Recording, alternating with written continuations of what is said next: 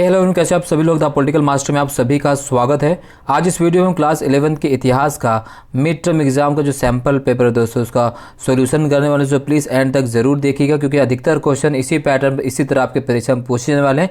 तो इस वीडियो को एंड तक ज़रूर देखिएगा। और साथ साथ दोस्तों, अगर आप चैनल पर नए हैं तो चैनल को सब्सक्राइब करना बिल्कुल मत भूलिए और बेल आइकन प्रेस कर दीजिए। वीडियो पसंद तो लाइक से ज़रूर कीजिएगा। तो चलिए बात करते हैं। सबसे पहला क्वेश्चन जो पूछा गया है उसका सोल्यूशन देखते हैं। निम्नलिखित कथनों पर विचार कीजिए। मेसोपोटामिया में खनिज संसाधनों का अभाव था। बी, दक्षिण के अधिकांश भागों में औजार, मोहरें और आभूषण बनाने के लिए पत्थरों की कमी थी। इराकी खजूर और पोपलार के पेड़ों की लकड़ी गाड़ियों के पहिए, नावें बनाने के लिए कोई खास अच्छी नहीं थी। औजार, पात्र या गहने बनाने के लिए कोई धातु वहाँ उपलब्ध नहीं थी। तो अगर इन चारों ऑप्शन की बात करें दोस्तों, तो चारों विकल्प जो है बिल्कुल सही है।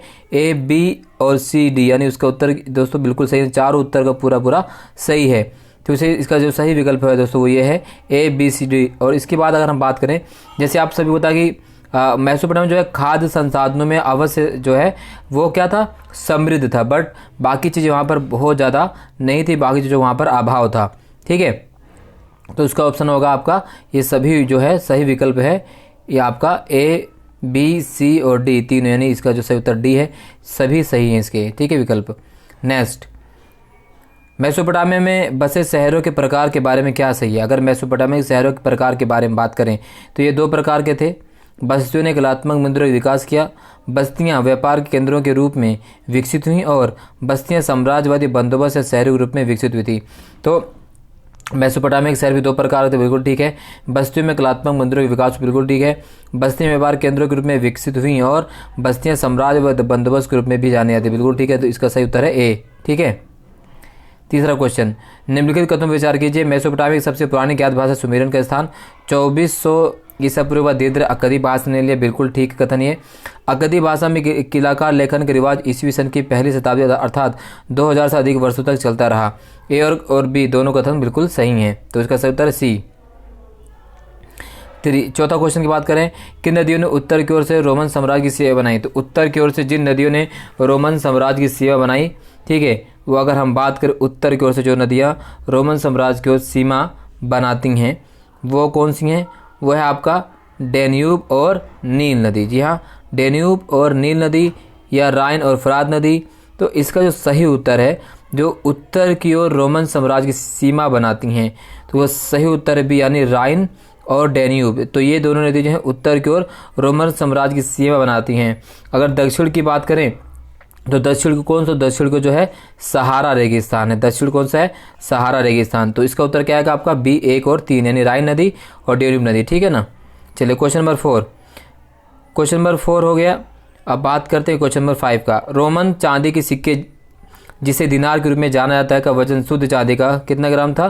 तो रोमन चांदी सिक्के जिसे दिनार के रूप में जाना जाता है वजन का शुद्ध चांदी का वो 4 ग्राम था। कितना शुद्ध चांदी का, 4 ग्राम। चलिए नेक्स्ट, उस विद्वान का नाम बताइए जिसने तर्क दिया कि इतिहास केवल राजनीतिक इतिहास के बारे में नहीं बल्कि इसमें अंतर्राष्ट्रीय संबंध और महान लोग जीवन भी शामिल। वो है कौन, वह है आपका जेम्स अलेक्जेंडर कनिंघम। कौन है वो, अलेक्जेंडर कनिंघम है। बी, कौन सा सही सुमिलित नहीं है। ए, मार्टिन लूथर, बिल्कुल सही है। थॉमस मूर इंग्लैंड, बिल्कुल सही है। ठीक है। कोपरनिकस फ्रांस और गैलीलियो इटली। तो जो सही नहीं है वो कौन सा है, कोपरनिकस फ्रांस। कोपरनिकस की अगर हम बात करें तो ये पोलैंड के थे। कहाँ के रहने वाले थे, पोलैंड के रहने वाले कोपरनिकस थे। तो सी इसका सही उत्तर है। ठीक है, बाकी सब सही मिलान किए गए हैं। क्वेश्चन नंबर 8 की बात करें, कथन और कारण दिए गए हैं। तो कथन और कारण की बात करते हैं। साम्यवादी कार्यक्रम की सफलता ने उम्मीद का वादा किया, लेकिन दमनकारी राजनीतिक व्यवस्था ने मुक्ति और समानता के आदर्शों को ऐसी नारेबाजी में बदल दिया जो लोगों को चालाकी से प्रभावित कर अपने काबू में लाने में आती थी। परंतु इससे शताब्दियों पुरानी असमानता नहीं हटी, शिक्षा का विस्तार हुआ और जनता के बीच एक जागरूकता पैदा नहीं हुई है। तो इसकी अगर हम बात करें तो इसमें क्या है सही है, इसमें both A and R are true but R is not the correct, ठीक है, एक्सप्लेनेशन। तो इसका बी सही उत्तर है। क्वेश्चन 9, ओगोदोई किसका पुत्र था। तो ओगोदोई की बात करें तो ओगोदोई पुत्र थे चंगेज खान का। जी हाँ, ओगोदोई चंगेज खान और उसकी जो मुख्य पत्नी थी बोरते का तीसरा पुत्र था ओगोदोई। तो इसका जो सही उत्तर वो है चंगेज खान। प्रश्न नंबर 10, कहा जाता है कि गिलमिस ने जिस शहर पर शासन किया वो कौन था?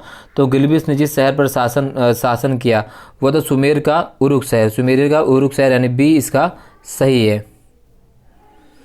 कैम्पोनिया किस लिए प्रसिद्ध था? कैम्पोनिया अगर हम बात करें, कैम्पोनिया प्रसिद्ध था ये दोस्तों घनी आबादी वाले क्षेत्र किसका? इटली का। तो इसलिए प्रसिद्ध था किसके लिए? इटली का ये घनी आबादी वाले क्षेत्र था। कौन? कैम्पोनिया। तो इसलिए बहुत ज़्यादा प्रसिद्ध था घनी आबादी के लिए। लोपिस लाजुली एक क्या था? तो लोपिस लाजुली एक नीला पत्थर था। क्या था? एक नीला पत्थर। डी इसका सही उत्तर है। नेक्स्ट, कहा जाता है कि गिलमिस ने जिस शहर पर शासन किया था वो उरुक। दोबारा से क्वेश्चन रिपीट कर दिया गया है। क्या था? उरुक। दिए गए विकल्पों में से सही जवाब चुनिए। रोमन सम्राट जिसने सोने का सिक्का चलाया था। तो रोमन सम्राट जिसने सोने का सिक्का चलाया था वो था सम्राट कंस्टेंटाइन। जी हाँ, कंस्टेंटाइन ने सोने के सिक्के चलाया था और उस सोने के सिक्के का नाम क्या था? सोलिडस। क्या था? सोलिडस। सोलिडस उस सिक्के का नाम था। और जो शुद्ध सोने का सिक्का था, जो क्या था? शुद्ध सोने का सिक्का था और जिसका वजन था 4.5 ग्राम। कितना था? 4.5 ग्राम। क्लियर। चलिए, धनी कुलीन वर्ग का समूह जो शासन चलाता था क्या कहलाता था? धनी कुलीन वर्ग का समूह जो शासन चलाता था तो कहते थे सीनेट। क्या कहा जाता था? सीनेट। चलिए नेक्स्ट, ईसाई धर्म का प्रथम पोप किसे माना जाता है? तो ईसाई धर्म का प्रथम पोप माना जाता है ग्रेगोरी। किसे माना जाता है? ग्रेगोरी को माना जाता है। और ये 540 से लेकर 604 ईस्वी तक। ठीक है। नेक्स्ट, सामंतवाद अर्थव्यवस्था थी। तो सामंतवाद अगर अर्थव्यवस्था की बात करें तो सामंतवाद अर्थव्यवस्था एक प्रकार की निर्वाह अर्थव्यवस्था थी। ठीक है। नेक्स्ट, चंगेज खान मंगोलों के किस कबीले से संबंधित थे? तो चंगेज खान मंगोलों की कियात कबीले से संबंधित थे। इसका ए सही उत्तर है। ठीक है। नेक्स्ट, पट्टिकाएँ क्या थी? पट्टिकाएँ आप कह सकते हैं वो पट्टिकाएँ जिस पर लेख लिखे जाते थे। ठीक है। जिस पर मेसोपोटामी लिपियाँ जो है लिपि लिखी गई तो उसे पट्टिकाएँ कहा जाता है। सुखाकर, गीली मिट्टी के सुखाकर बाद में उसमें लेख लिखा जाता था आग में पकाकर। ठीक है, उसे पट्टिकाएँ कहा गया है। मैनर कौन से वर्ग से संबंधित थे? तो मैनर की अगर हम बात करें तो मैनर एक भू संपदा है जो लार्ड के घरों को मैनर कहा जाता था। और ये अगर हम बात करें सामंत वर्ग से संबंधित हुआ करते थे। इसी प्रकार से यहाँ पर नीचे देखिए स्रोत को पढ़िए और नीचे के दिए गए प्रश्नों को उत्तर दीजिए। तो स्रोत आधारित क्वेश्चन पूछा गया है। तो आत्मा का दुश्मन क्या है? पांडुलिपि से के आप क्या समझते हैं? ठीक है। पांडुलिपि जो पांडुलिपि का मतलब क्या होता है? तो पांडुलिपि मतलब होता है हस्तलिखित पुस्तक को पांडुलिपि का नाम कहा जाता है। मठ की सीमाओं के भीतर आपको क्या नहीं मिलेगा? तो मठ की सीमाओं के भीतर हमें क्या नहीं मिलेगा? उनके भीतर जो है जागीर नहीं मिलेगी। ठीक है। इस तरह से क्वेश्चन पूछा गया जाएगा आपका। इसी प्रकार से चंगेज खान ने मंगोल जनजातियों को नए सामाजिक और सैन्य समूह में विभाजित करने की आवश्यकता महसूस क्यों की? चंगेज खान की बात करें दोस्तों तो चंगेज खान जो है ना अपने महासंघ में जो है जनजातीय समूह की पहचान को जो ना योजनाबद्ध ढंग से मिटाना चाहता था। उसकी सेना स्टेपी क्षेत्रों की पुरानी दशमलव पद्धति के अनुसार गठित की गई थी और ये 10, 100, 1000 और 10,000 सैनिकों की इकाइयों में विभाजित थी। तो पुरानी पद्धति में बदलाव करना चाहता था, उसके कई सैन्य समूह में उसको विभाजित करना चाहता था। इसके लिए उसने क्या किया? नए सैन्य टुकड़ियाँ इकट्ठी की और उन नए सैन्य टुकड़ियों को उसने मोयान कहा। क्या कहा उन्हें मोयान कहा। ठीक है। और ये टुकड़ियाँ चंगेज खान के 4 पुत्रों के अधीन थी और ये विशेष रूप से चुने गए कप्तानों के नेतृत्व में कार्य करती थी। और नई व्यवस्था में उसके जो अनुयायी थे वह समूह भी शामिल था जिसमें कई वर्ष तक प्रतिकूल अवस्था में भी चंगेज खान को पूरा साथ दिया था। और चंगेज खान ने अनेक ऐसे व्यक्तियों को सर्वाधिक रूप से आंडा अर्थात सगा भाई कहकर सम्मानित किया था। क्या कहा गया था उसको? आंडा। आंडा मतलब होता सगा भाई। ठीक है। उन्हें कहा गया था आडा यानी सगा भाई। ठीक है। इस तरह से आपको पता होना चाहिए।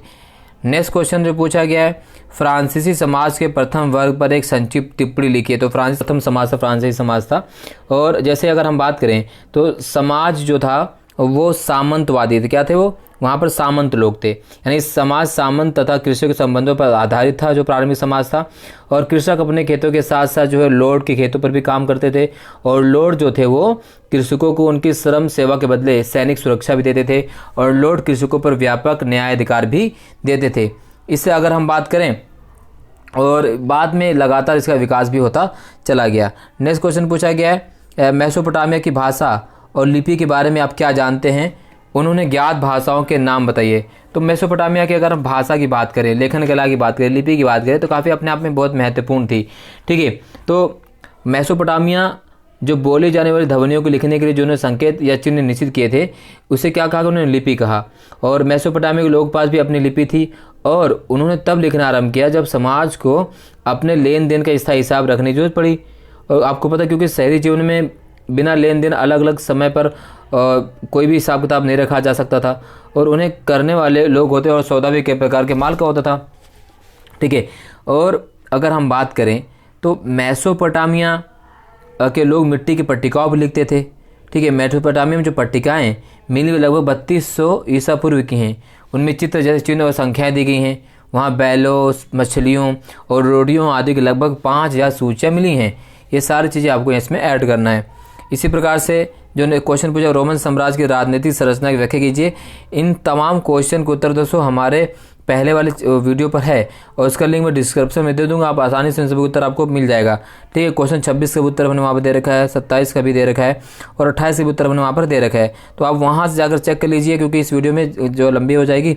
इसके बाद आप देख सकते हैं स्रोत आधारित क्वेश्चन है, फिर से आपको पढ़ना और फिर इन पंक्तियों के उत्तर आपको देना है। ठीक है ना, इन पंक्तियों के लेखक कौन है, तो आप देख सकते हैं जेफरी चौसर है। इस कविता का विषय क्या है, तो इसको पढ़ने के बाद आपको पता चलेगा, क्योंकि जो स्रोत आधारित क्वेश्चन है वो तो अलग अलग ही पूछे जाएंगे, है ना, बार बार। तो इसको आपको देख लेना है। फिर यहाँ पर एक और स्रोत दिया कि बुखारा पर कब्जा किसके द्वारा जो किया गया था। ठीक है, ये सारी चीज़ें आपके करनी है। इसके बाद मैप भी क्वेश्चन 31वां क्वेश्चन पूछा गया। 31वें क्वेश्चन के बाद आपका फिर 32 क्वेश्चन जो है आता है, आपका मैप आता है। तो मैप भी क्वेश्चन में दिया गया है। तो ये सारी चीज़ें हमने सॉल्व कर दी दोस्तों। आई थिंक आपकी वीडियो पसंद आई होगा। अगर वीडियो पसंद आए लाइक से जरूर कीजिएगा। चैनल पर नए हैं तो चैनल को सब्सक्राइब करना बिल्कुल भी मत भूलिएगा। मिलते हैं नेक्स्ट वीडियो में, तब तक के लिए जय हिंद, धन्यवाद।